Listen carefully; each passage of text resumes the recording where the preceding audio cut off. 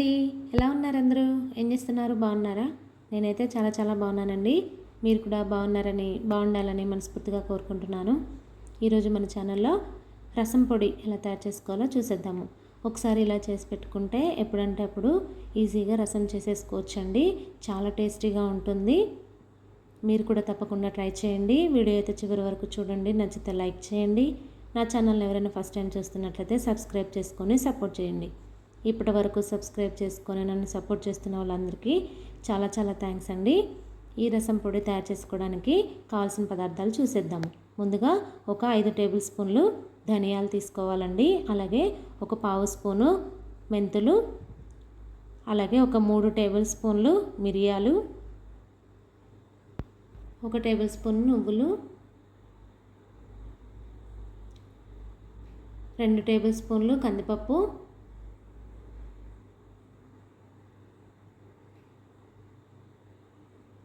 1 table spoon శనగపప్పు, 3 table స్పూన్లు జీలకర్ర, 1 టేబుల్ స్పూన్ కొబ్బరి పొడి, అలాగే కరివేపాకు ఒక 3 రెమ్మలు, ఒక 10-15 వరకు వెల్లుల్లి రెబ్బలు, కారంకి తగినంత ఎండుమిరపకాయలు. ఇవన్నీ మనకి మెయిన్గా కావాల్సింది. ఇప్పుడు ప్రాసెస్లోకి వెళ్ళిపోదాము. స్టవ్ వెలిగించుకొని ప్యాన్ పెట్టుకొని ధనియాలు ముందుగా దోరగా వేయించుకోవాలండి. స్టవ్ సిమ్లో పెట్టుకొని చక్కగా అన్నిటినీ 1 బై 1 ఒకదాని తర్వాత ఒకటి చక్కగా మంచి రంగు వచ్చే వరకు ఫ్రై చేసుకోవాలి. ఆయిల్ అది ఏమి వేయొద్దండి, డ్రై రోస్టే చేసుకోవాలి.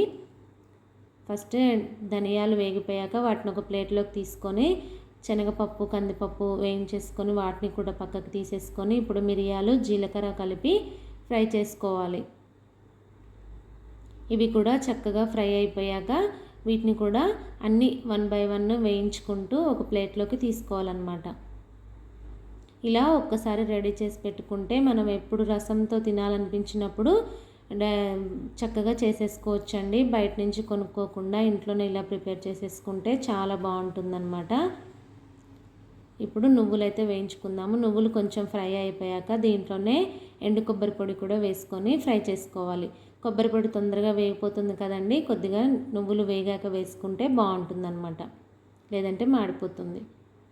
అన్నిటిని 1 బై 1 ఇప్పుడు అవి వేగిపోయాయి కదా. ఇప్పుడు మెంతులు, ఈ వెల్లుల్లి రబ్బల్ని కూడా ఫ్రై చేసుకోవాలండి. కొద్దిగా తడి చెమ్మ అట్లా ఏమన్నా ఉన్నా కూడా పోతుందన్నమాట.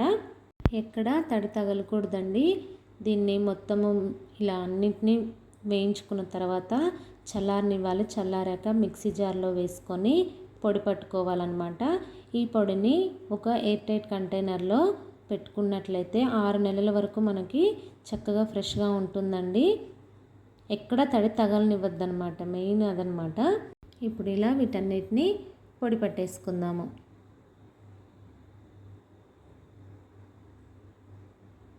అంతే అండి, ఈజీగా సింపుల్గా అయిపోయే రసం పొడి ready.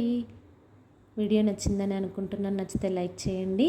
Thank you for watching. మళ్ళీ మంచి వీడియోతో మళ్ళీ కలుద్దాము. అంతవరకు బాయ్.